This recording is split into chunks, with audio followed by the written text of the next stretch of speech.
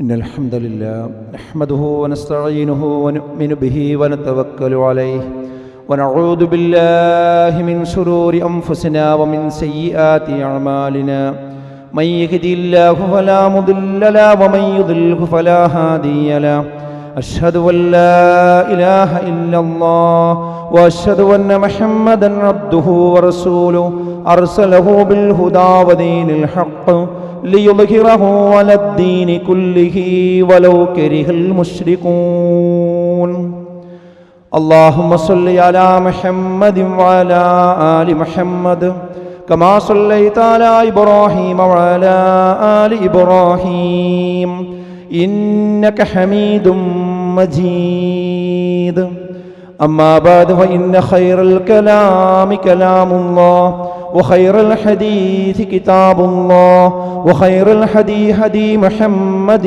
صلى الله عليه وسلم وشر الأمور محدثاتها وكل محدثة بدعة وكل بدعة ضلالة أعوذ بالله من الشيطان الرجيم يا أيها الذين آمنوا اتقوا الله حق تقاته ولا تموتن إلا وأنتم مسلمون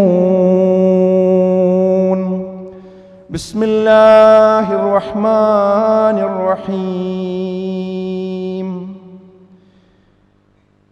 والذين يقولون ربنا هب لنا من أزواجنا وذرياتنا قرة أعين واجعلنا للمتقين إماما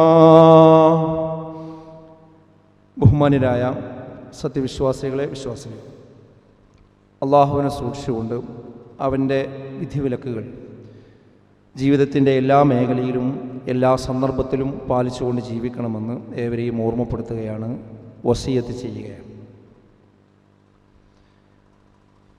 നമുക്ക് ദോഷകരമാണ് എന്ന് വിചാരിക്കുന്ന പല സന്ദർഭങ്ങളും പല സംഭവങ്ങളും ഒരു പക്ഷേ ഭാവിയിൽ നമുക്കത് ഗുണകരമായിരിക്കാം, നേരെ തിരിച്ചും സംഭവിക്കാൻ സാധ്യതയുണ്ട്.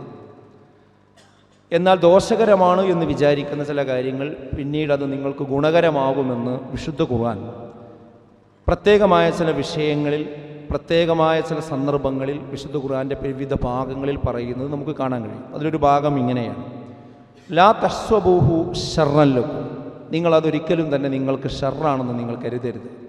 ബൽ ഹുവ ഖൈറുൻ ലക്കും, അത് നിങ്ങൾക്ക് ഖൈറായേക്കാം എന്നുള്ള വാചകം കാണാൻ സാധിക്കും. സമാനമായി മറ്റു സന്ദർഭങ്ങളിലും കാണാൻ കഴിയുന്നുണ്ട്.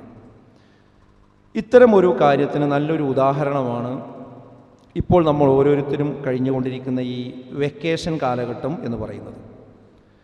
വെക്കേഷൻ ആവുക എന്ന് പറഞ്ഞാൽ രക്ഷിതാക്കളെ സംബന്ധിച്ചിടത്തോളം വല്ലാത്ത ഉത്കണ്ഠയുള്ള ഒരു കാലഘട്ടമാണ്. അതൊരു ഇടങ്ങേറാണ്, ഒരു ബുദ്ധിമുട്ടാണ്, ഒരു പ്രയാസമാണ് എന്നാണ് ചില രക്ഷിതാക്കളെങ്കിലും വിചാരിക്കാറുള്ളത്. ഇവിടെയാണ് വെക്കേഷൻ കാലഘട്ടം അഥവാ കുട്ടികൾ നമ്മളോടൊപ്പമുള്ള കാലമെന്ന് പറയുന്നത് ഒരു ബുദ്ധിമുട്ടിൻ്റെ കാലമല്ല. യഥാർത്ഥത്തിൽ നമ്മൾ എന്തെല്ലാം പ്രയാസങ്ങൾ കുട്ടികളിൽ നിന്നും കുടുംബത്തിൽ നിന്നും അനുഭവിച്ചു കൊണ്ടിരിക്കുന്നുണ്ടോ ആ പ്രശ്നങ്ങൾക്കൊക്കെ ഉള്ള ഒരു പരിഹാരത്തിൻ്റെ സന്ദർഭമാണ് യഥാർത്ഥത്തിൽ വെക്കേഷൻ കാലം എന്ന് പറയുന്നത്. ചില രക്ഷിതാക്കളെങ്കിലും ഇപ്പോൾ വെക്കേഷനായ സമയത്ത് ഇനി കുട്ടികൾ എന്ത് ചെയ്യും, 2 മാസം എന്ത് ചെയ്യും എന്ന് ചോദിച്ചുകൊണ്ടേയിരിക്കുന്നുണ്ട്. ഇനി അവരെ ഈ 2 മാസത്തിന് വല്ല കോഴ്സും കിട്ടുമോ, എവിടെയെങ്കിലും കൊണ്ടുപോയാക്കാൻ പറ്റുമോ, അതായത് എങ്ങനെയെങ്കിലും വീട്ടിൽ നിന്ന് അകറ്റി നിർത്താൻ പറ്റുമോ എന്നുള്ളതിനെ സംബന്ധിച്ചാണ് എന്ത് ചെയ്യുന്നത്, എല്ലാവരും ഗവേഷണം നടത്തിക്കൊണ്ടിരിക്കുന്നത്. അത് ഈ ഒരു മനോഭാവത്തിൽ നിന്ന് വരുന്നതാണ്. അതായത് വെക്കേഷനാണ് ആകെ പ്രശ്നമാണ് എന്നുള്ള ഒരു പ്രശ്നമാണെന്നുള്ള രൂപത്തിലാണ് എന്ത് ചെയ്യുക പലപ്പോഴും അതിനെക്കുറിച്ച് ആഖ്യാനിക്കാറുള്ളത്. ഇവിടെ നമ്മൾ മനസ്സിലാക്കേണ്ടത്, നമ്മൾ കുട്ടികളിൽ നിന്ന് പ്രത്യേകിച്ച് ന്യൂ ജനറേഷനിൽ നിന്ന് ഇന്ന് ഒട്ടനവധി വെല്ലുവിളികൾ നേരിട്ട് കൊണ്ടിരിക്കുന്ന ഒരു സന്ദർഭത്തിലൂടെയാണ് നമ്മൾ കടന്നു പോകുന്നത്. അത് നമ്മുടെ കുടുംബത്തെയും തന്നെ വൻതോതിൽ സാരമായ പരിക്കുകൾ വരുത്തിക്കൊണ്ടിരിക്കുന്നുണ്ട്. അപ്പോൾ ഇതിങ്ങനെ പരസ്പരം പറഞ്ഞുകൊണ്ടിരിക്കുക എന്നുള്ളതിലപ്പുറം ഈ വെക്കേഷൻ കാലഘട്ടം നമുക്ക് അതിന് കുറേ പരിഹാരങ്ങൾ ഉണ്ടാക്കാൻ, അതാണ് ഞാൻ പറഞ്ഞത്, നമുക്ക് ദോഷമാണെന്ന് വിചാരിക്കുന്ന ഈ കാലഘട്ടത്തെ നമുക്ക് ഗുണപരമായി വർത്തിക്കുവാൻ സാധിക്കും എന്ന കാര്യത്തിൽ തർക്കമില്ല. ഇനി നമ്മളെ മനോഭാവം ആദ്യം മാറണം. ഇപ്പം എന്താ അവസ്ഥ എന്ന് ചോദിച്ചാൽ, എല്ലാവരും തിരക്കിലാണ്. കുട്ടികൾ നല്ല തിരക്കിലാണ്. 3-ാം വയസ്സ് മുതൽ കുട്ടികൾ ഇപ്പോൾ ഔദ്യോഗിക പാഠശാലയിലേക്ക് പോകുന്ന സാഹചര്യമാണ് നമ്മുടെ കേരളത്തിലുള്ളത്. അവിടേക്കാണ് തുടങ്ങിക്കഴിഞ്ഞാൽ ആ കുട്ടിക്ക് എടുത്താൽ പൊന്താത്ത രീതിയിലുള്ള സിലബസും എഴുതാനും വായിക്കാനും ഒക്കെ 3-ാം വയസ്സ് മുതൽ തന്നെ കുട്ടിക്ക് കിട്ടിക്കൊണ്ടിരിക്കുകയാണ്. പിന്നെ അതൊരു 10-ാം ക്ലാസ്സിലേക്ക് എത്തിക്കഴിഞ്ഞാൽ പറയും വേണ്ട, അതിന് ശേഷമുള്ള കാര്യത്തിന് നമ്മൾ എടുക്കുകയും വേണ്ട. അവർക്ക് വീട്ടിലൊരാൾ മരിച്ചാൽ പോലും പങ്കെടുക്കാൻ കഴിയാത്ത രീതിയിലാണ് മറ്റുള്ള എക്സാമിനുള്ള ഒരുക്കങ്ങളും ട്രെയിനിങ്ങുകളും പരിശീലനങ്ങളൊക്കെ ആയിട്ട് കുട്ടികൾ പോകുന്നത്. അപ്പോൾ ഒരു ഭാഗത്ത് കുട്ടികൾ വലിയ തിരക്കിലാണ്, മറുഭാഗത്ത് രക്ഷിതാക്കളും തിരക്കിലാണ്. രക്ഷിതാക്കൾ അവരുടെ ഉപജീവന മാർഗവുമായി ബന്ധപ്പെട്ട്, ജോലിയുമായി ബന്ധപ്പെട്ട്, മറ്റു പല വിഷയങ്ങളുമായി ബന്ധപ്പെട്ടുകൊണ്ട് രക്ഷിതാക്കളും വലിയ തിരക്കിലാണ്. അപ്പോൾ ഈ രണ്ട് തിരക്കും സംഭവിക്കുമ്പോൾ കുട്ടികളെ ശ്രദ്ധിക്കാൻ രക്ഷിതാക്കൾക്കും കഴിയണില്ല, കുട്ടികൾക്ക് രക്ഷിതാക്കളുമായി എൻഗേജ് ചെയ്യാൻ സന്ദർഭങ്ങൾ, സമയങ്ങൾ പലപ്പോഴും കിട്ടുന്നില്ല. കാരണം കുട്ടികൾ വീട്ടിലേക്ക് എത്തുന്ന സമയത്ത് രക്ഷിതാക്കൾ വീട്ടിലെത്തിയിട്ടുണ്ടാവില്ല.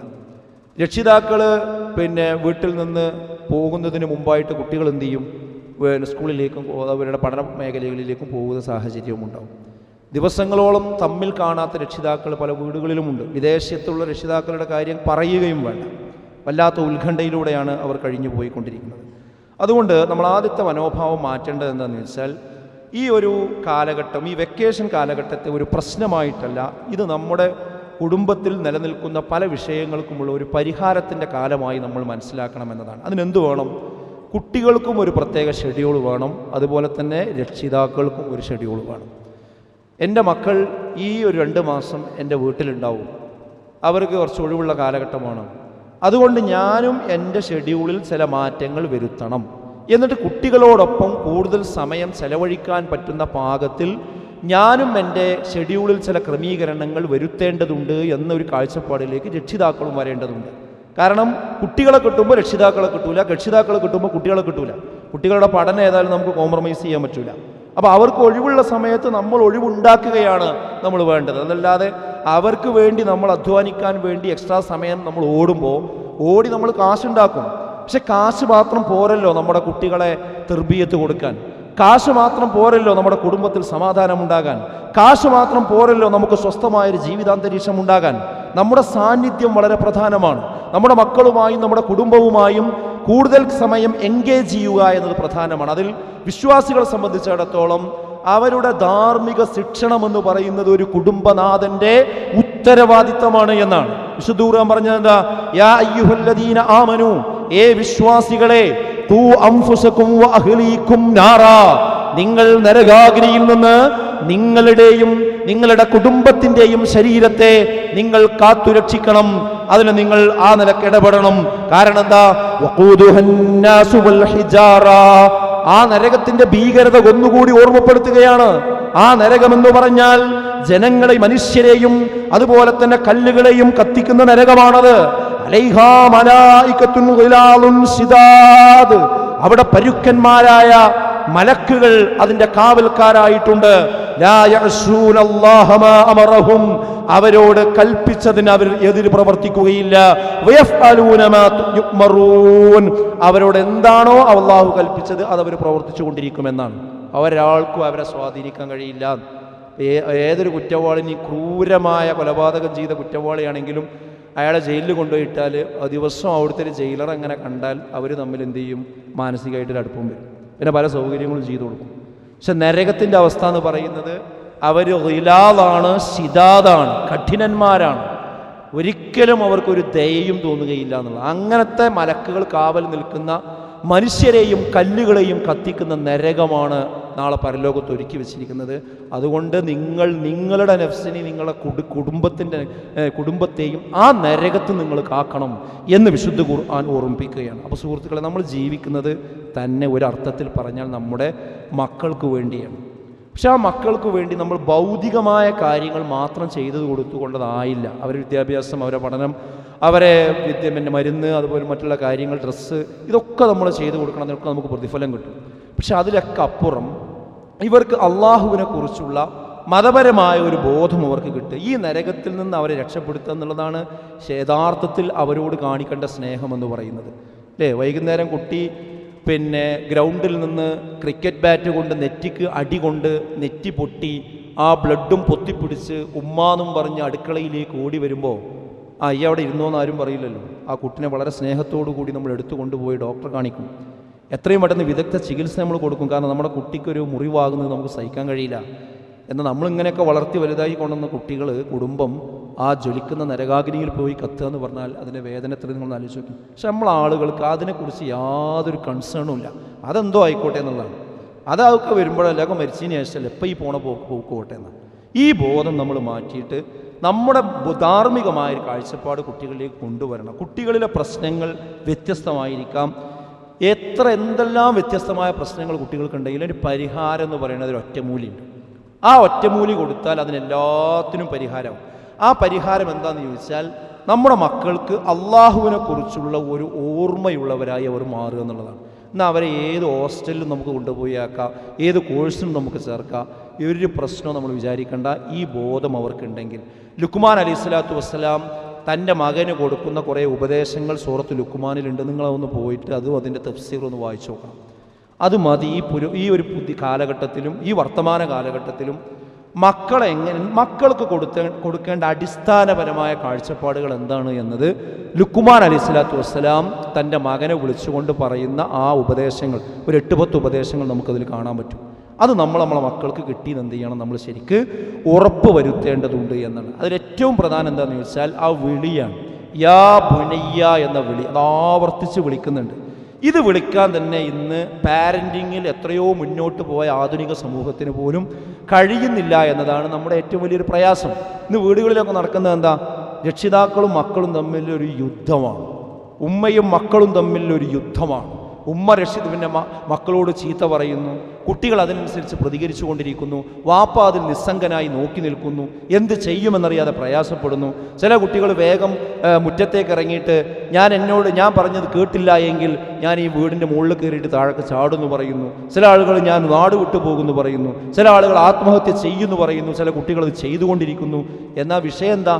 ഒന്ന് ടൂറ് പോകണ്ടെന്ന് പറഞ്ഞതിന്, അല്ലെങ്കിൽ മൊബൈലൊന്ന് വാങ്ങി വെച്ചതിന്. ഇങ്ങനെയുള്ള നിസ്സാരം എന്ന് നമുക്ക് തോന്നുന്ന വിഷയത്തിൻ്റെ പേരിലാണ് കുട്ടികൾ വളരെ സെൻസിറ്റീവായിട്ട് പലപ്പോഴും ഇടപഴകിക്കൊണ്ടിരിക്കുന്നത്. അഥവാ ഒരു യുദ്ധസമാനമായ സാഹചര്യമാണ് കുട്ടികളും രക്ഷിതാക്കളും തമ്മിൽ പലപ്പോഴും ഉള്ളത്. അവിടെയാണ് ലുക്മാൻ അലൈഹിസ്സലാത്തു വസ്സലാമയുടെ ഈ വിളി പ്രസക്തമാകുന്നത്.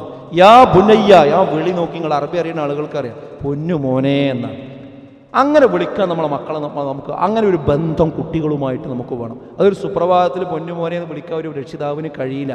ഇപ്പം എന്തെങ്കിലും ഒന്ന് ഉപദേശിക്കാൻ വിളിക്കുകയാണെങ്കിൽ തന്നെ ചില രക്ഷിതാക്കൾ കുട്ടികളെ വിളിക്കുകയാണെങ്കിൽ ഇവിടെ വാന്നാ പറയും.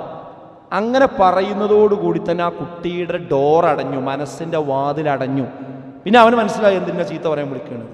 പിന്നെ അവനിങ്ങനെ വന്നിട്ട് ചെവി തന്നിട്ട് ഇങ്ങനെ നിൽക്കുന്ന പറഞ്ഞോളൂ അല്ലേ. അവൻ്റെ മനസ്സിൻ്റെ ഉള്ളിൽ വേറൊരു വാക്കുകൂടി ഇങ്ങനെ പിന്നെ തേട്ടി വരും. എന്താണ്? അതൊക്കെ തന്തവയ്പ്പാണ്, പാപ്പാരൊക്കെ പറയുന്നത് തന്തവയ്പ്പാണ്. അത് പറഞ്ഞോട്ടെ, നിങ്ങൾ എനിക്ക് എന്ത് ചെയ്യും? അതിങ്ങനെ കഴിഞ്ഞോ, എന്നാ ഞാൻ പോട്ടെ. ആ പറഞ്ഞതൊന്നും തലയ്ക്ക് കയറാത്ത രീതിയിലാണ് എന്ത് ചെയ്യുക, ആ കുട്ടി കേൾക്കുക. കാരണം എന്താ വെച്ചാൽ ഈ കുട്ടി വാപ്പിയും തമ്മിൽ യാ ബുനയ്യ എന്ന് വിളിക്കുന്ന ആ ഒരു ബന്ധമുണ്ടല്ലോ, പൊന്നു മോനെ വാ എന്ന് പറയുന്നൊരവസ്ഥയിലേക്കുള്ളൊരു ബന്ധം പലപ്പോഴും ഇല്ല. അവിടെയാണ് ഞാൻ നേരത്തെ പറഞ്ഞത്, കുട്ടികളുമായിട്ട് സംസാരിക്കാൻ പലപ്പോഴും സമയം കിട്ടുന്നില്ല. അപ്പം അവിടെയാണ് നമ്മൾ തിരിച്ചു പിടിക്കേണ്ടത്. ആ വിളിയിലൂടെയാണ് ലുക്മാൻ അലൈഹിസ്സലാത്തു വസ്സലാം അതോടുകൂടി ആ വിളിക്കുന്നതോടുകൂടി കുട്ടിൻ്റെ വാതിലിന് തുറക്കുകയാണ്, മനസ്സിൻ്റെ വാതിലിന് തുറക്കുകയാണ്. പിന്നെ നമുക്ക് അതിലേക്ക് പ്രവേശിക്കാൻ പറ്റും. യാ ബുനയ്യ ഇന്നഹാ ഇൻ തകു മിസ്ഖാല ഹബ്ബത്തിൻ മിൻ ഖർദലിൻ ഫതകും ഫീ സഖറത്തിൻ ഔ ഫിസ് സമാവാതി ഔ ഫിൽ അർദി യഅതി ബിഹല്ലാഹ് ഇന്നല്ലാഹ ലതീഫുൻ ഖബീർ. പൊന്നുമോനെ, ഇന്നഹാ ഇൻ തകു മിസ്ഖാല ഹബ്ബത്തിൻ മിൻ ഖർദലിൻ, ഒരു ധാന്യ കഷ്ണം, അതിൻ്റെ ഒരു കഷ്ണം എത്ര ചെറുതാകട്ടെ, അത് ഫതകുൻ ഫീ സഖറത്തിൻ, ഒരു പാറക്കെട്ടിനുള്ളിലോ, ഔ ഫിസ് സമാവാത്, ആകാശങ്ങളിൽ എവിടെയെങ്കിലുമോ, ഔ ഫിൽ അർള്, ഭൂമിയിൽ എവിടെയെങ്കിലുമോ നീ കൊണ്ടുപോയി വെച്ചാലും യഅതി ബിഹല്ലാഹ്, അല്ലാഹു അത് കൊണ്ടുവരിക തന്നെ ചെയ്യും. ഇന്നല്ലാഹ ലതീഫുൻ ഖബീർ, എല്ലാ കാര്യങ്ങളും അതിസൂക്ഷ്മമായി അറിയുന്നവനാകുന്നു കേട്ടോ പടച്ച തമ്പുരാൻ എന്നുള്ള ബോധമാണ് ലുക്മാൻ അലൈഹിസ്സലാത്തു വസ്സലാം മകന് ഉണ്ടാക്കി കൊടുക്കുന്നത്. ഈ ബോധം നമ്മളെ മക്കൾക്കുണ്ടായാൽ വാപ്പ കണ്ടില്ലെങ്കിലും അധ്യാപകരറിഞ്ഞില്ലെങ്കിലും കുടുംബങ്ങളും നാട്ടുകാരും അറിഞ്ഞില്ലെങ്കിലും എന്നെ കാണുന്ന ഒരു അള്ളയുണ്ട് എന്നുള്ളൊരു ബോധം കുട്ടികൾക്കുണ്ടാവും. ഇന്നെന്താ കുട്ടികളൊക്കെ ചെയ്തുകൊണ്ടിരിക്കുന്നത്? അവർ ഇൻസ്റ്റാഗ്രാമിലും അതുപോലെ തന്നെ അവരുടെ സ്റ്റാറ്റസിലും കംപ്ലീറ്റ് അവരുടെ ലോകം തന്നെ അവർ സൃഷ്ടിച്ചിട്ടുണ്ട്. പക്ഷെ ആ ലോകം വാപ്പ കാണാൻ പാടില്ല, ഉമ്മ കാണാൻ പാടില്ല, അധ്യാപകർ കാണാൻ പാടില്ല. അവരുടെയൊക്കെ നമ്പർ എന്ത് ചെയ്യും? ഹൈഡ് ചെയ്യും, അതൊക്കെ ബ്ലോക്ക് ചെയ്യും. അപ്പോൾ അവർക്കൊന്നും ഇത് കാണാൻ പറ്റില്ല, വേറെയുള്ളവർക്കൊക്കെ കാണാം. അതിൻ്റെ അർത്ഥം എന്താ? എന്നെ വേറെ ഒരു ഇതൊക്കെ ഞാൻ മറച്ചു വെച്ചാലും കാണേണ്ട ഒരു പടച്ചോ ഉണ്ടെന്നുള്ളൊരു ഓർമ്മയെ കുട്ടികൾക്ക് കിട്ടിയിട്ടില്ല. അവിടെയാണ് നമ്മൾ ആ പടച്ചോനെ പറ്റിയുള്ളൊരു ഓർമ്മ ഉണ്ടായി. അതാണ് ലുക്മാൻ അലൈഹി സ്വലാത്തു വസ്സലാം ഉണ്ടാക്കി കൊടുക്കുന്നത്. ഈ ഓർമ്മ ഉണ്ടാക്കാതെ നമ്മൾ വേറെ എന്ത് ഭൗതിക വിജ്ഞാനം കുട്ടികൾക്ക് കൊടുത്തിട്ടും കാര്യമില്ല. ഇതുകൂടെ ഉണ്ടെങ്കിൽ നമ്മൾ എന്തൊക്കെ ഭൗതിക വിജ്ഞാനം കുട്ടികൾ കൊടുക്കുന്നു അതൊക്കെ നമുക്ക് പ്രയോജനപ്പെടും. ഇല്ലെങ്കിൽ അവസാനം ആ ഭൗതിക വിജ്ഞാനമൊക്കെ നേടിയിട്ട് വാപ്പ ആരാ ഉമ്മ ആരാന്നൊന്നും ഇവർക്ക് മനസ്സിലാവില്ല. ദുനിയാവ് തന്നെ കുട്ടികളെ നമുക്ക് കിട്ടിക്കൊള്ളുന്നില്ല. അതുകൊണ്ട് അടിസ്ഥാനപരമായി നമ്മൾ ചെയ്യേണ്ട കാര്യം ഈ പടച്ചോനെ കുറിച്ചുള്ളൊരു ഓർമ്മ നമ്മൾ കൊടുക്കുക എന്നുള്ളതാണ്. അതുപോലെ തന്നെ ആര് കണ്ടില്ലെങ്കിൽ അള്ളാഹ് കാണുന്നുള്ളൊരു ഓർമ്മ. അപ്പോൾ 3 അധ്യായത്തിൽ 13 മുതലുള്ള ആയത്തുകൾ നിങ്ങളൊന്ന് നോക്കിയാൽ മതി. അതിൽ പറയുന്ന ഓരോ കാര്യം, ഒന്നാമത്തത് തൗഹീദാണ് പറയുന്നത്. യാ ബുനയ്യ ലാ തുശ്രിക് ബില്ലാഹി ഇന്ന ശിർക ലദുൽമുൻ അദീം. മോനെ ഒരിക്കലും നീ ശിർക്ക് ചെയ്യരുത് കേട്ടോ. ഇതാണ് ആദ്യം പഠിപ്പിച്ചു കൊടുത്ത കാര്യം. പിന്നെ മാതാപിതാക്കളുമായുള്ള ബന്ധം, നിസ്കരിക്കുന്നതുമായി ബന്ധപ്പെട്ട കാര്യം, നന്മ കൽപ്പിക്കണം തിന്മ വിരോധിക്കണം എന്നുള്ള വിഷയം. അതേപോലെ തന്നെ എന്ത് സന്ദർഭത്തിലുമാണെങ്കിലും ക്ഷമിക്കാനുള്ളൊരു കഴിവുണ്ട്. വസ്ബിർ അലാ മാ അസ്വാബക, നിന്നെ എന്ത് ബാധിച്ചാലും നീ അതിൽ ക്ഷമ കൈക്കൊള്ളണം മോനെ എന്ന് പ്രത്യേകം പറഞ്ഞു കൊടുക്കുന്നുണ്ട്. അതുപോലെ തന്നെ ഒരിക്കലും മനുഷ്യരോട് കവിള് നീ കൂട്ടിപ്പോകരുത്. വലാ തംശി ഫിൽ അർളി മറഹ, അഹങ്കാരം കാട്ടി ഭൂമിയിലൂടെ നീ നടന്നു പോകരുത്. വഖ്സുദ് ഫീ മശീക, നടത്തത്തിൽ നീ മിതത്വം പാലിക്കണം. വഗളുദ് മിൻ സൗതിക, നിന്റെ ശബ്ദം നീ താഴ്ത്തണം. ആലോചിച്ച് നോക്കി നിങ്ങൾ ഇന്നത്തെ മക്കളെയൊക്കെ അവസ്ഥ എന്താണെന്ന് ചോദിച്ചാൽ, അവരൊരു ബൈക്കിലാണ് കയറിക്കഴിഞ്ഞാൽ ആകാശത്ത് കൂടി പറക്കുക എന്നാണ് എനിക്ക് തോന്നുന്നത് അല്ലേ? ആ ബൈക്കിന് ഒരു പ്രത്യേക സൗണ്ട്, ഒരു പ്രത്യേക രീതി, അതിൻ്റെ രൂപവും ഭാവവും, ആളുകളെ വഴിയിലൂടെ അത് പോടെ രൂപമൊക്കെ ഒന്ന് കണ്ടു നോക്കണം. ആ മക്കളോടാണ് അള്ളാഹു പറയണത് എന്ത്? ഇതാ നിങ്ങൾ ശബ്ദം താഴ്ത്തണം, നടത്തത്തിന് മിതത്വം പാലിക്കണം, അഹന്ത കാട്ടി ഭൂമിയിലൂടെ നടക്കരുത്, മനുഷ്യരോടൊരിക്കലും നിങ്ങൾ കവിള് കോട്ടി സംസാരിക്കരുത്. എത്ര നല്ല ഉത്ബോധനങ്ങൾ നിങ്ങൾ നോക്കിങ്ങൾ. ഇങ്ങനൊരു വിനയമുള്ള ഒരു മക്കളാക്കി മക്കളെ മാറ്റിയെടുക്കണം എന്നുള്ളതാണ്. പക്ഷേ ഇന്നെന്താ വെച്ചാൽ എല്ലാ വിനയവും നഷ്ടപ്പെടുത്തി ലജ്ജയില്ലാത്തൊരു സമൂഹമാണ് ഇന്ന് വളർന്നുകൊണ്ടിരിക്കുന്നത്. വാപ്പയാലെന്താ, ഉമ്മയാലെന്താ, സമൂഹമായാലെന്താ എന്നുള്ള ഒരു നെറികേടിൻ്റെ അവസ്ഥയിലേക്കാണ് മക്കൾ പോയിക്കൊണ്ടിരിക്കുന്നത്. അതാ റസൂലുള്ളാഹി സ്വല്ലല്ലാഹു അലൈഹി വസല്ലം പറഞ്ഞത്, ലജ്ജ നഷ്ടപ്പെട്ട് കഴിഞ്ഞാൽ അതിൻ്റെ കൂടെ ഈമാനാണ് നഷ്ടപ്പെട്ടു പോകുന്നതാണ്. ആദ്യം ലജ്ജയാണ് പോവുക. അതുകൊണ്ട് അത് പോകാതിരിക്കാനുള്ള ശ്രദ്ധ വേണം. അപ്പോൾ ഇതെല്ലാം ഉണ്ടാകണമെങ്കിൽ എന്ത് വേണമെന്ന് വെച്ചാൽ, ഒന്ന് നമ്മൾ വെറും ഉപദേശം മാത്രമായാൽ പറ്റില്ല. വാപ്പാൻ്റെയും ഉമ്മാൻ്റെയും ഭാഗത്തുനിന്ന് കുട്ടികളെ കാണുമ്പോൾ വെറും ഉപദേശം മാത്രം, എൻ്റെ വക ഉപദേശം, അങ്ങനെ വേറൊരു ഉപദേശിയായിട്ട് മാത്രമല്ല. ഉപദേശം നമ്മൾ സമയത്തും നേരത്തും കൊടുക്കണം. പക്ഷേ ആ ഉപദേശത്തിൽ പറയുന്നത് വാപ്പയും ഉമ്മയും ജീവിതത്തിലൂടെ ജീവിച്ച് കാണിക്കുക എന്നതുകൂടി പ്രധാനമാണ്. നിസ്കരിക്കണം എന്ന് പറയുമ്പോൾ തന്നെ ഹയ്യാല സ്വലാത്ത് ഹയ്യാൽ ഫലാ എന്ന് പള്ളിക്കൊന്ന് വിളിച്ചാൽ വാപ്പ ആദ്യം പള്ളിയിലേക്ക് ഇറങ്ങിപ്പോകുന്നത് മകൻ കാണണം. ഖുർആൻ ഓതണമെന്ന് മക്കളോട് പറയുമ്പോൾ അത് വാപ്പയും ഉമ്മയും മുസാഫ് കയ്യിലെടുത്ത് ഓതുന്ന രംഗം കുട്ടികൾ കാണണം. അപ്പോഴേ ആ ഒരു സംസാരം യേശുകയുള്ളൂ. അതോടെ എന്തൊക്കെയാണോ നമ്മൾ മക്കളോട് ഉപദേശിച്ചു കൊണ്ടിരിക്കുന്നത് അത് നമ്മുടെ ജീവിതത്തിൽ കൂടി ഉണ്ടാവുക എന്നത് പ്രധാനമാണ്. അതാണ് ജീവിതം കൊണ്ട് ഉപദേശിക്കുക എന്ന് പറയുന്നത്. അത് ഒരു പ്രധാനപ്പെട്ട കാര്യം. പിന്നെ ഈ കാര്യങ്ങളൊക്കെ കുട്ടികൾക്ക് കൊടുക്കാൻ വേണ്ടി ഇപ്പോൾ ഈ വെക്കേഷനിൽ അതിന് പറ്റുന്ന ചില ക്ലാസ്സുകൾ, ചില മണിക്കൂറുകൾ വെച്ചുകൊണ്ട് നമ്മളെ പരിസരത്തുമൊക്കെ ക്യാമ്പുകളൊക്കെ ഉണ്ടാവും. അതിലൊക്കെ നമ്മൾ തേടി പിടിച്ച് ആ കുട്ടികൾ അതിൽ കൊണ്ടുപോയി ആക്കണം. ചുരുങ്ങിയ സമയം ഉണ്ടാവുകയുള്ളൂ.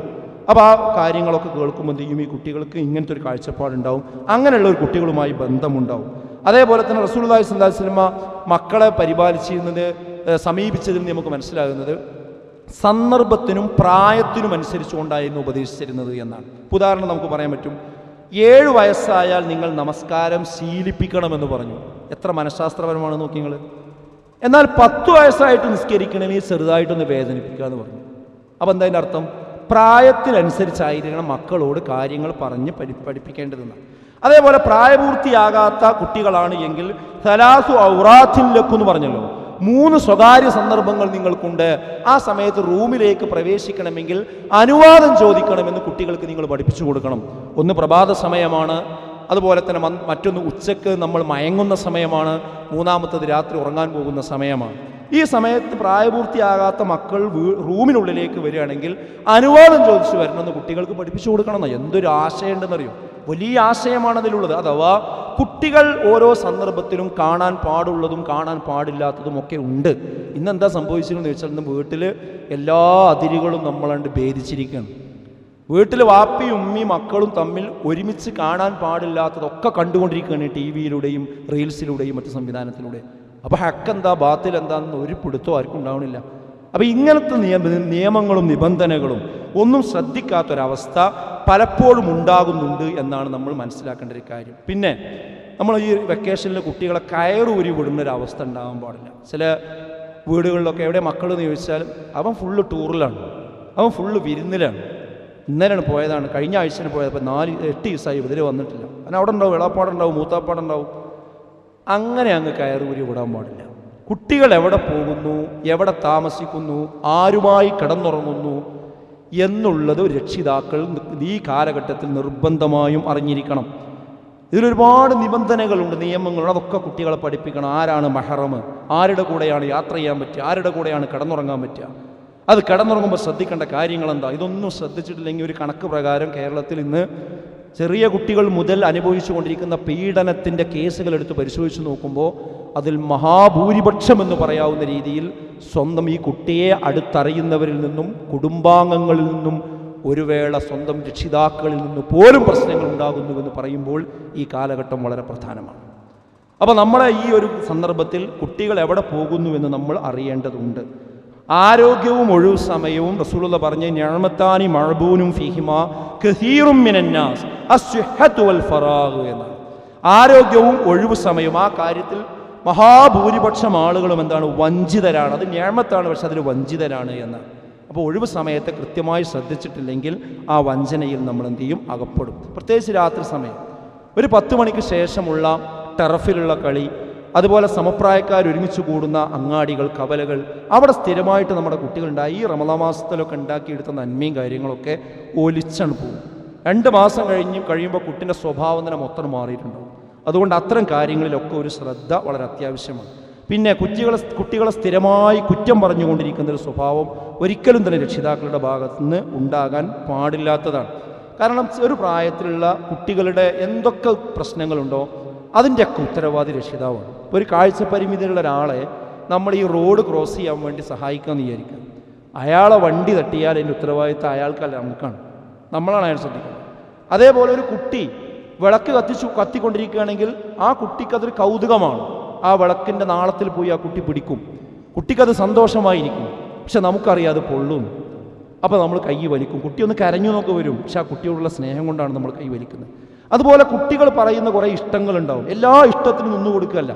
അവർക്ക് കുട്ടികൾക്ക് പറ്റുന്നത് ഏത്, പറ്റാത്തത് ഏതെന്ന് വേർതിരിച്ച് മനസ്സിലാക്കിയിട്ടായിരിക്കണം അവർക്ക് കാര്യങ്ങൾ കൊടുക്കേണ്ടത്. കുല്ലു മൗലൂദിൻ യൂലദു അലൽ ഫിത്റാണ് റസൂലുള്ളാഹി സ്വല്ലല്ലാഹു അലൈഹി വസല്ലം. എല്ലാ കുട്ടികളും ശുദ്ധ പ്രകൃതിയോടുകൂടിയാണ് ജനിക്കുന്നത്.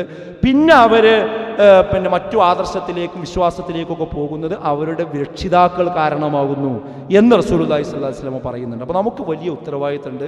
നമ്മൾ ആ ഉത്തരവാദിത്തം നിർവഹിച്ചിട്ടില്ലെങ്കിൽ നാളെ പരലോകത്ത് ഈ കുട്ടികൾ നമുക്കെതിരെ സാക്ഷി പറയും, എൻ്റെ വാപ്പ എനിക്ക് കൃത്യമായ സമയത്ത് തർബിയത്ത് നൽകിയില്ല, അത് തെറ്റാണെന്ന് പറഞ്ഞു തന്നില്ല എന്ന് അള്ളാഹുവിൻ്റെ കോടതിയിൽ നമ്മുടെ മക്കൾ നമുക്കെതിരെ സാക്ഷി പറയുന്ന ഒരു പ്രത്യേക അവസ്ഥ ഒരിക്കലും തന്നെ വരാൻ പാടില്ല. ഇന്ന് കരിയർ ഭ്രാന്തിൽപ്പെട്ട് കുട്ടികൾ അനാഥമായി കൊണ്ടിരിക്കുന്ന ഒരുപാട് വീടുകളുണ്ട്. ജീവിക്കാൻ മനുഷ്യന് ഒരു അത്യാവശ്യം ജോലിയും ശമ്പളവും കാര്യങ്ങളൊക്കെ മതി. അതൊന്നുമല്ല, അതിൻ്റെ ഇരട്ടി ഉണ്ടാക്കാൻ വേണ്ടിയിട്ട് സാക്രിഫൈസ് ചെയ്യണത് എന്താ അറിയോ, കുട്ടികൾക്കും കുടുംബത്തിനും കൊടുക്കേണ്ട സമയമാണ്. അപ്പോൾ സ്വാഭാവികമായിട്ട് ഈ കുട്ടികൾ നമ്മുടെ രീതിയിൽ വളർന്നു വരികയില്ല എന്നുള്ള കാര്യം ഉറപ്പല്ലേ. ഇപ്പോൾ 2.5 വയസ്സ് 3 വയസ്സുള്ള കുട്ടികളെയൊക്കെ തനിച്ചാക്കി വിദേശത്തൊക്കെ പോയി നിന്ന് ജോലി ചെയ്യുന്ന പുരുഷന്മാരല്ല സ്ത്രീകളെന്ന് വർദ്ധിച്ചുകൊണ്ടിരിക്കുന്നു. ഉമ്മാൻ്റെ അടുത്തോ ആരുടെ അടുത്തൊക്കെ 2 വയസ്സുള്ള കുട്ടിനെ പാല് കുടിക്കുന്ന കുട്ടിനെ ആക്കിയിട്ട് പോവുക. എന്തിനാ അത്ര വലിയ ഇടങ്ങേറെന്താ? പട്ടിണി കിടക്കണമെന്നില്ലല്ലോ. ഇവിടെ ഭർത്താവിന് നല്ല മാന്യമായ ശമ്പളം ഉണ്ടല്ലോ. ഈ കുട്ടിയൊന്ന് വളർന്ന് വലുതായി നല്ലൊരവസ്ഥയ്ക്ക് എത്തുന്നവരെ ഒന്ന് കാത്തുനിന്നാൽ എന്താ പ്രശ്നം? അതൊന്നുമില്ല, അങ്ങോട്ട് ഇട്ടെറിഞ്ഞു പോകുക, അല്ലെങ്കിൽ ഏതെങ്കിലും ആയമാരെ കയ്യിൽ ഏൽപ്പിച്ചു പോവുക. എന്താ സംഭവിക്കുകയെന്നറിയോ? നമ്മൾ കാശൊക്കെ ഉണ്ടാക്കി കണ്ട് വരുമ്പോൾ ഈ കുട്ടികൾ ഈ റീൽസ് കണ്ട് മൊബൈലിനടിമയായി, ഗെയിമിനടിമയായി, പിന്നെ അവരതിൽ നിന്ന് വേറെടുത്താൻ പറ്റാത്ത സ്വഭാവത്തിലേക്ക് കുട്ടികൾ മാറിപ്പോയിട്ടുണ്ടാവും. അതാണ് ഇതിൻ്റെ സംഭാവന. പിന്നെ എന്തിനാ കാശ്, പിന്നെ എന്തിനാ നമ്മൾ പണം ഉണ്ടാക്കുന്നത്? അപ്പോൾ അതൊക്കെ നമ്മളെ കുട്ടികളാണ് നമ്മുടെ സ്വത്ത് എന്ന് പറയുന്നത്. ആ കുട്ടികൾക്കാണ് നമ്മൾ പ്രാധാന്യം എന്ത് ചെയ്യേണ്ടത്, കൊടുക്കേണ്ടത്. പ്രത്യേകിച്ച് ഈ മൊബൈൽ അഡിക്ഷൻ ആദ്യത്തെ അതിനെ വഴി തുറന്നു കൊടുക്കുന്നത് പലപ്പോഴും ഉമ്മമാർ തന്നെയാണ്. കുട്ടികൾ ഭക്ഷണം കഴിക്കാനും ചെറിയ വാശി തീർക്കാനൊക്കെ വേണ്ടി റീൽസ് കാണിച്ചു കൊടുക്കും, മൊബൈൽ കാണിച്ചു കൊടുക്കും. പിന്നെ അത് അവർക്ക് അടിമയായി മാറും. പിന്നെ അത് തിരിച്ചെടുക്കുമ്പോഴാണ് അവർ ഫ്രസ്ട്രേറ്റഡ് ആകുന്നത്. അപ്പോൾ അവിടെയൊക്കെ നമ്മൾ പ്രത്യേകമായ ശ്രദ്ധ വേണം. ഇതിലെല്ലാം ഉപരി നമ്മൾ പ്രാർത്ഥിക്കുകയാണ് വേണ്ടത്. ഞാൻ ഓതി വെച്ച ആയത്തൂക്കി വല്ലദീന യഖൂലൂന, മുത്തഖീങ്ങളെ പറ്റി പറയാണ്. അവർ പറയും റബ്ബനാ, ഞങ്ങളുടെ റബ്ബേ, ഹബ് ലനാ മിൻ അസ്വാജിനാ വദുരിയാതിനാ ഖുറത അയ്നിൻ വജഅൽനാ ലിൽ മുത്തഖീന ഇമാമാ. ഞങ്ങളുടെ കുടുംബത്തിൽ, ഞങ്ങളുടെ ഭാര്യമാരിൽ, ഞങ്ങളുടെ സന്താനങ്ങളിൽ കൺകുളിർമയാകുന്ന അവസ്ഥ ഞങ്ങൾക്കുണ്ടാക്കി തരണേ, മുത്തഖീങ്ങൾക്ക് ഇമാമാക്കുകയും വേണം പടച്ചോനെ. ഈ പ്രാർത്ഥന നിരന്തരമായി പ്രാർത്ഥിക്കണം നമ്മൾ ഈ കാലഘട്ടത്തിൽ. കുട്ടികൾക്ക് വേണ്ടി, കുടുംബത്തിന് വേണ്ടി നമ്മൾ നന്നായി പ്രാർത്ഥിക്കണം. ആ പ്രാർത്ഥന അള്ളാഹു സ്വീകരിക്കും. മഹാനായ ഇബ്രാഹിം അലൈഹി സ്വലാത്തു വസ്സലാം തൻ്റെ അടുത്ത തലമുറക്ക് വേണ്ടി പ്രാർത്ഥിച്ച ആ പ്രാർത്ഥന കാരണമാണ് ഇന്നും നമ്മൾ ഈ രീതിയിൽ മുന്നോട്ട് പോകുന്നത്. റസൂലുള്ളാഹി സ്വല്ലല്ലാഹു അലൈഹി വസല്ലമയെ നമുക്ക് ലഭിച്ചതുപോലും ഇബ്രാഹിം നബിയുടെ പ്രാർത്ഥനയുടെ ഫലമാണ് എന്ന് നമ്മൾ മനസ്സിലാക്കേണ്ടതുണ്ട്. അപ്പോൾ നമ്മുടെ കുടുംബത്തിന് വേണ്ടി, മക്കൾക്ക് വേണ്ടി പ്രാർത്ഥിക്കണം. മക്കളും തന്നെ നല്ല മക്കളാരാ? വലദുൻ സ്വാലിഹുൻ യദ്ഉ ലഹു, മാതാപിതാക്കൾക്ക് വേണ്ടി പ്രാർത്ഥിക്കുന്ന സന്താനങ്ങൾ. അപ്പോൾ ആ മക്കൾക്ക് വേണ്ടി പ്രാർത്ഥിക്കുന്ന മാതാപിതാക്കൾ, മാതാപിതാക്കൾക്ക് വേണ്ടി പ്രാർത്ഥിക്കുന്ന മക്കൾ, ഈ ഒരു ആത്മബന്ധത്തിലൂടെ, ആ ഒരു ഊഷ്മളമായ ബന്ധത്തിലൂടെ ആയിരിക്കണം നമ്മുടെ മക്കൾ മുന്നോട്ട് പോകേണ്ടത്. അപ്പോൾ ഈ വെക്കേഷൻ സമയത്ത് എന്ത് ചെയ്യുക? കൂടുതൽ സമയം നമ്മൾ നമ്മുടെ മക്കൾക്ക് കൊടുക്കണം, അവരുമായി കൂടുതൽ ഇടപഴകണം. ഇപ്പോൾ യാത്രയും കാര്യങ്ങളൊക്കെ മക്കളുമായിട്ട് ഒരുമിച്ച് നടത്താം, കുടുംബത്തിന് ഒരുമിച്ച് പോകാം. അങ്ങനെ കൂടുതൽ കുട്ടികളുമായി നമ്മൾ ബന്ധപ്പെട്ടാൽ നമുക്ക് കുട്ടികളുമായിട്ട് സംവദിക്കാൻ കഴിയും. അല്ല എങ്കിൽ അവർ ഏറ്റവും കൂടുതൽ കാണുന്നത് റീൽസ് ആണെങ്കിൽ, ഏറ്റവും കൂടുതൽ ഉപയോഗിക്കുന്നത് സോഷ്യൽ മീഡിയ ആണെങ്കിൽ, അതിലൂടെ പ്രത്യക്ഷപ്പെടുന്ന ആളുകളാണെങ്കിൽ അവരുമായിട്ടായിരിക്കും അവർക്ക് കൂടുതൽ അടുപ്പം. അതുകൊണ്ടാണ് ഒരു സുപ്രഭാതത്തിൽ പെട്ടെന്ന് പെൺകുട്ടികളെ കാണാതാകുന്നത്. കാരണം രക്ഷിതാക്കളൊരിക്കലും ആത്മബന്ധമില്ല. ആത്മബന്ധമുള്ളത് വേറെ പല ഇൻസ്റ്റാഗ്രാമിൽ കാണുന്ന ആൾക്കാർ ചുറ്റാണ്. അതുകൊണ്ടാണ് പിന്നെ ബോംബെയിലും അവിടെയും ഇവിടെയൊക്കെ പോയി പിടിച്ചുകൊണ്ടേണ്ട അവസ്ഥ ഉണ്ടാകുന്നത്. അതുകൊണ്ട് അത് ഒഴിവാക്കി ഈ ഒരു വെക്കേഷൻ കാലം എന്ന് പറയുന്നത് ഒരു ബുദ്ധിമുട്ടിൻ്റെയും പ്രയാസത്തിൻ്റെയും കാലമല്ല. നമുക്കൊരു നന്മയുടെ, ഒരു ഗുണത്തിൻ്റെ, നമുക്ക് ചോർന്നു പോയ ബന്ധങ്ങൾ, കുട്ടികളുമായുള്ള ബന്ധങ്ങൾ കൂട്ടിയിണക്കാൻ പറ്റുന്ന ഒരു സുവർണാവസരമാണ് ഈ വെക്കേഷൻ കാലഘട്ടമെന്ന് മനസ്സിലാക്കി നമ്മുടെ കുടുംബത്തെ യഥാർത്ഥ വഴിയിലൂടെ, ആ നരകാഗ്നിയിൽ നിന്ന് രക്ഷപ്പെടുത്തുന്ന യഥാർത്ഥ ദീനീയ മാർഗത്തിലൂടെ മുന്നോട്ട് നയിക്കാൻ നമുക്ക് സാധിക്കണം. അതിന് അല്ലാഹു നമുക്ക് ഏവർക്കും തൗഫീക്ക് നൽകി അനുഗ്രഹിക്കുമാറാകട്ടെ. അൽഹംദുലില്ലാഹ് വസ്സലാത്തു വസ്സലാമു അലാ റസൂലില്ലാഹ് വഅലാ ആലിഹി വസ്ഹബിഹി അജ്മഈൻ. അമ്മാ ബഅദ്. ബഹുമാന്യരായ സത്യവിശ്വാസികളെ, വിശ്വാസികൾ, അള്ളാഹുവിനെ സൂക്ഷിച്ച് ജീവിക്കണമെന്ന് ഒരിക്കൽ കൂടി ഓർമ്മപ്പെടുത്തുകയാണ്, വസിയത്ത് ചെയ്യുകയാണ്. വിശുദ്ധ റമദാൻ കഴിഞ്ഞതിന് ശേഷമുള്ള ഒന്നാമത്തെ ജുമുഅയാണ്. ഈ കഴിഞ്ഞ ദിവസങ്ങളിൽ എത്രത്തോളം ആ റമദാനിൽ നേടിയ നന്മകൾ നിലനിർത്താൻ നമുക്ക് സാധിച്ചു എന്നൊരു ആത്മപരിശോധന നമ്മളെല്ലാവരും നടത്തുന്നത് നല്ലതാണ്. റമദാനിൽ എന്ത് നേടി എന്നത് വിലയിരുത്താൻ പറ്റിയ സമയം റമദാനിന് ശേഷമാണ്. എന്ത് നിലനിന്നു എന്നാണ് നമ്മൾ നോക്കേണ്ടത്. കാരണം റമദാൻ എന്ന് പറയുമ്പോൾ ഒരു പുഴയിൽ വെള്ളം വരുന്നത് പോലെ എല്ലാവരും പള്ളിയിൽ വരും, അപ്പോൾ നമ്മളും പള്ളിയിൽ പോകും. അങ്ങനെ പള്ളി റമദാനാണ് കഴിഞ്ഞാൽ പിന്നെ അങ്ങോട്ട് കാലിയാകുന്നൊരു സ്വഭാവമാണ് പലപ്പോഴും കാണാറുള്ളത്. ആ കാലിയായ കൂട്ടത്തിലാണോ നമ്മളുള്ളത്, അതോ ആ റമദാൻ ശേഷവും നമ്മൾ ജമാഅത്ത് നിസ്കാരങ്ങൾക്കും മറ്റും കാര്യങ്ങൾക്കും പള്ളിയുമായി ബന്ധപ്പെടുന്നുണ്ടോ? ഇത് മാത്രം നമ്മൾ പരിശോധിച്ചാൽ മതി.